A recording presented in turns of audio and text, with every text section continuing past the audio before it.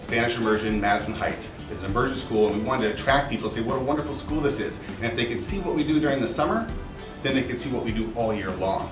Ok, entonces tenemos que pensar qué puedo hacer para que la torre no se caiga.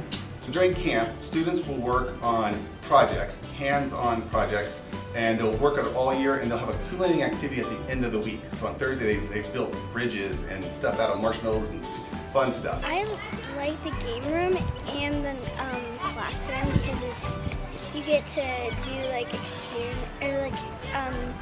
things that are they're kind of like experiments, but they're like you get to design your own rocket and design things that are really fun. And they also get to participate in this wonderful game room. All the games here are in Spanish.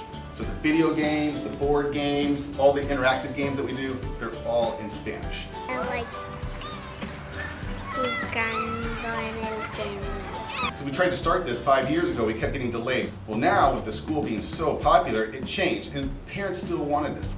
They wanted something for their kids to do in Spanish during the summer. They didn't want to take 3 months off of not using their Spanish. So that became the main purpose of our Spanish immersion camp.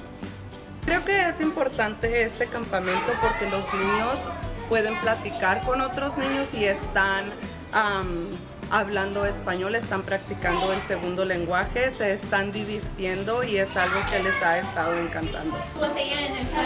It's not pure academics. The kids are motivated because they get to play. Only thing we request is that they use their Spanish language. So they get to use their Spanish language, retain their Spanish language, what they've learned the previous year. It helps them get ready for the next year, and they get to have fun at this camp.